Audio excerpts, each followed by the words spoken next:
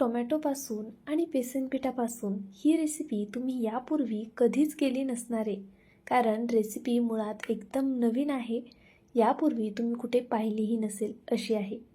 ही recipe करण्यासाठी आपल्याला सगळ्यात आधी लागणार आहे टोमॅटो, एक मिरची आणि बेसन पीठ.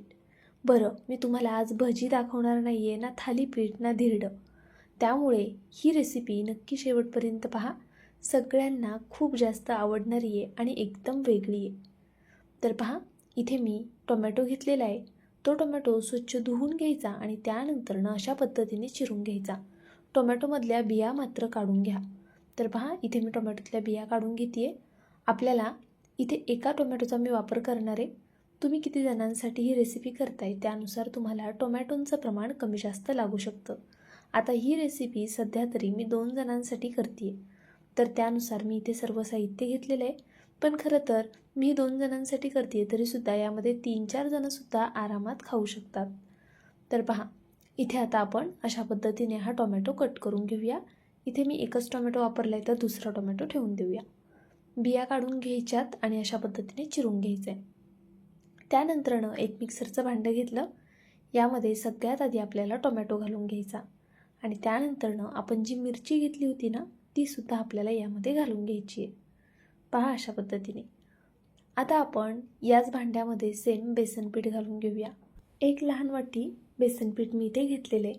तर आता हे संपूर्ण बेसन पीठ मी या टोमॅटोवर घालून घेते.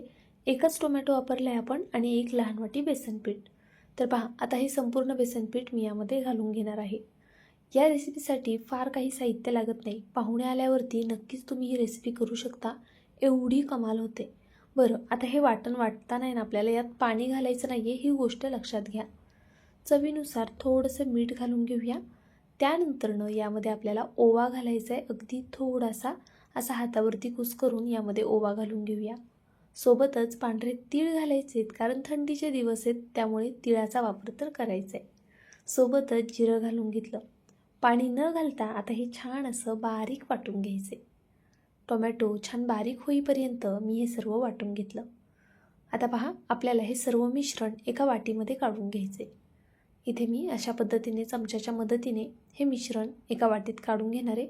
पहा, हे मिश्रण कितपत घट्ट आहे. खूप पातळ करायचं नाही आहे आणि अगदीच घट्टही ठेवायचं नाही आहे. अगदी परफेक्ट असं आपलं हे मिश्रण तयार झाले. जर तुम्ही 2 टोमॅटो वापरणार असाल ना, तर तुम्हाला बेसनपीठ जास्त लागू शकतं किंवा मग टोमॅटो लहान मोठा असेल त्यानुसार तुम्हाला बेसनपीठ कमी जास्त लागेल. जर गरज पडलीच तर थोडंसं पाणी घातलं तरी चालेल, पण मी यामध्ये अजिबातच पाण्याचा वापर केलेला नाही आहे. आता तेच सेम मिक्सरचं भांडं घेतलं आहे. त्यामध्ये आपल्याला सगळ्यात आधी एक लहान आकाराचं अद्रक असं कट करून घ्यायचं आहे. पहा, जवळपास अर्धा इंच आल्याचा तुकडा असेल हा, तो आपल्याला अशा पद्धतीने कट करून घ्यायचा आहे, म्हणजे मग बारीक व्हायला मदत होईल. त्यानंतरनं मी इथे आता लसूण पाकळ्या घालून घेणार आहे. गावाकडचा लसूण आहे म्हणून सालीसहित वापरला आहे. तुम्ही लसूण सोलून घेतलात तरीसुद्धा चालणार आहे. आता आपल्याला इथे खोबरं घ्यायचं आहे. सुकं खोबरं मी छान असं पहा पातळ पातळ उभं कट करून घेते. तुम्ही हवं तर खोबरंसुद्धा किसून घेतलं तरी चालेल. तर आता आपल्याला अशा पद्धतीने जितकं गरजेचं आहे ना तितकं खोबरं घ्यायचं आहे. तर पहा, इथे मी खोबरंसुद्धा आता कट करून घेतलेलं आहे. मी इथे 2 जणांसाठी ही रेसिपी करते आहे, त्यानुसार मी तुम्हाला प्रमाण सांगते आहे. पण तुम्ही तुमच्या अंदाजे खोबऱ्याचं प्रमाण नक्कीच कमी जास्त करू शकता. काहींना खोबरं जास्त आवडतं, काहींना कमी आवडतं. त्यानुसारसुद्धा तुम्ही खोबऱ्याचं प्रमाण इथे कमी जास्त करू शकता. तर पहा, आता आपण 2 मीडियम साईजचे कांदे घेतलेत. ते आपण यामध्ये अशा पद्धतीने कट करून घेऊया. उभे उभे असे कट करायचे आहेत आपल्याला, म्हणजे मग हे लवकर बारीक होतील. आणि शक्यतो आहे ना, आपण ज्या आधी बेसनपीठ वाटून घेतलं आहे ना, तर तेच भांडं वापरा. म्हणजे ते भांडं धुवून वगैरे घेऊ नका, तसंच घ्या. कारण त्याला बेसनपीठ लागलेलं असतं. त्यामुळे आपल्याला या ग्रेव्हीसाठी किंवा जो आपण मसाला करतो आहे ना, त्यामध्ये एक दाटसरपणा येण्यासाठी सुद्धा मदत होणार आहे. तर पहा, आता तुमच्या लक्षात आलं असेल की आपण कोणत्या तरी प्रकारची भाजी करतो आहे. पण हां, हे टोमॅटो वाटून कसं करणार आहे, काय करणार आहे ते पुढे समजेल. एकदम युनिक आहे, त्यामुळे नक्की पाहत राहा. यामध्ये मी थोडीशी कोथिंबीर घातली आणि अगदी थोडंसं पाणी घालून हे छान असं बारीक वाटून घेतलं. एका कढईमध्ये बेसिक खडे मसाले घालायचे. जे काही तुमच्याकडे खडे मसाले अवेलेबल असतील ते घातलेत तरी चालेल. आता हे तेल ना मी आधी यामध्ये वेगळी एक डिश तळली होती, एक भजी तळली होती, तर त्याचा आहे, त्यामुळे त्याला थोडासा फेस येऊ शकतो. आता मी इथे सगळ्यात आधी बघा बेडगी मिरची पावडर टाकली 1 मोठा चमचा. त्यानंतरनं जो कोणता तुमच्याकडे गरम मसाला असेल तो घाला, धना पावडर घाला, अगदी थोडासा मटण मसाला घालायचा आहे आणि लाल तिखट तुमच्या आवडीनुसार घालायचे. तर पहा इथे मी आधी यामध्ये भजी तळली होती ना, तर त्यामुळे याला थोडासा असा फेस आलेला आहे.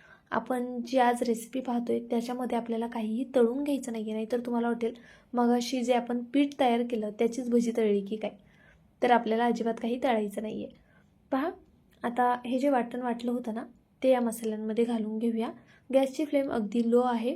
लो फ्लेमवरच आपल्याला जे सुके मसाले होते ते घालायचेत आणि त्यानंतर लगेचच वाटण घालून हे वाटण छान परतवून घ्यायचे.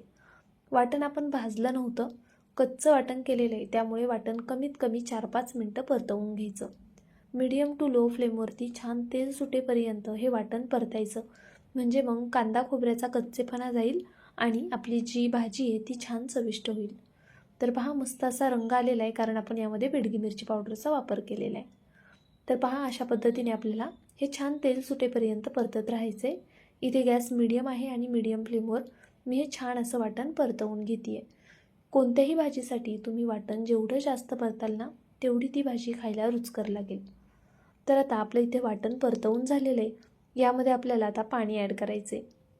पाणी घालताना शक्यतो कोमट पाण्याचा वापर करा किंवा अगदीच कडकडीत गरम घातलं तरी चालेल, पण निदान कोमट पाणी तरी तुम्ही यामध्ये घालून घ्या.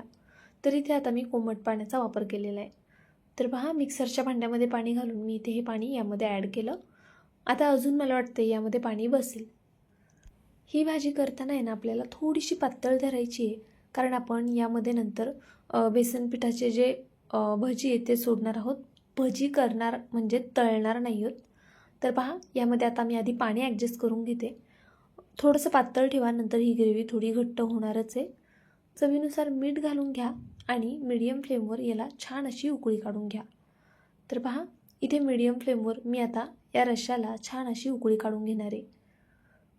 तर आता इथे जवळपास 3-4 मिनटं झाली की याला छान अशी उकळी येईल. शक्यतो बारीक गॅसवरच उकळी काढून घ्या, म्हणजे मग ह्याची जी तरी आहे ती छान टिकून राहील.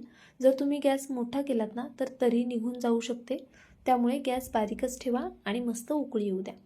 तर पहा आता छान अशी या रश्श्याला उकळी आलेली आहे. आता यामध्ये आपण हे जे बेसन पिठाचं आणि टोमॅटोचं मिश्रण करून घेतलं होतं ना ते यामध्ये सोडून घेऊया.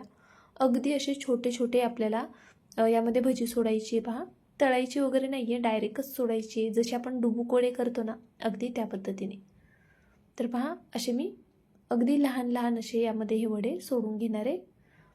मोठे सोडू नका, कारण भाजी शिजत आल्यानंतर ना या वड्यांची साईज आपोआपच डबल होते, त्यामुळे शक्यतो असे लहान लहानच सोडा.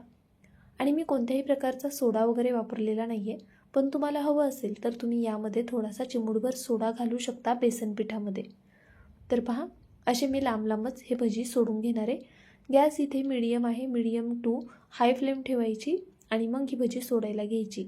जर तुम्ही अगदी बारीक गॅसवरती ही भजी सोडायला घेतलीत ना तर ती एकमेकांना चिटकून बसू शकते.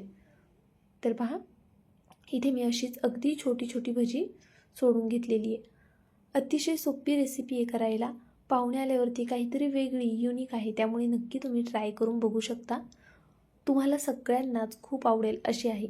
थंडीच्या दिवसात असा गरमागरम कोणत्याही भाजीचा रस्सा असेल ना तर भाकरी चुरून खायला खूप मजा येते. आणि ही रेसिपी तर खरंच अफलातून आहे. जेव्हा तुम्ही कराल तेव्हा तुम्हाला खात्री पटेल. तर पहा इथे आता जवळपास 3-4 मिनटं झालेली आहेत आणि आपण ही भाजी अशीच बारीक गॅसवरती उकळून घेतोय. जेव्हा आपण ही भजी या ग्रेव्हीमध्ये सोडतो ना त्यानंतरनं गॅस बारीक करायचा आहे आणि मस्त याला होऊन द्यायचं आहे. बेसनपीठ शिजायला वेळ लागतो, त्यामुळे शक्यतो छान अशी होऊ द्या. कमीत कमी 4 मिनटं तरी आपल्याला ही अशीच बारीक गॅसवरती होऊन द्यायची. तर पहा इथे जवळपास आता 4 मिनटं झालेली आहेत आणि आपली भाजीसुद्धा मस्त अशी उकळली गेलेली आहे. रंगसुद्धा खूप सुंदर आला आहे आणि तरीसुद्धा अप्रतिम आली आहे. चवीला तर खरंच खूप छान लागते. तुम्ही जेव्हा कधी ही भाजी कराल ना तेव्हा मला कमेंट करून नक्कीच कळवा की ताई आम्ही ही रेसिपी केली आणि आमच्या घरच्यांना आवडली. हे मेन करून कमेंटमध्ये सांगा, कारण घरच्यांना आवडणं खूप जास्त महत्त्वाचं आहे. पाहुण्यांसाठी उत्तम आहे. नक्की ट्राय करा. जाता जाता व्हिडिओला लाईक करून घ्या. जर सबस्क्राईब केलं नसेल अजूनही चॅनलला तर प्लीज यार सबस्क्राईब नक्कीच करा. सोबतचं बेल आयकन प्रेस करा जेणेकरून माझ्या व्हिडिओचं नोटिफिकेशन तुम्हाला येत राहील. उद्या पुन्हा भेटूया अशाच एका छानशा रेसिपीसोबत. तोपर्यंत bye. Thank you so much for watching.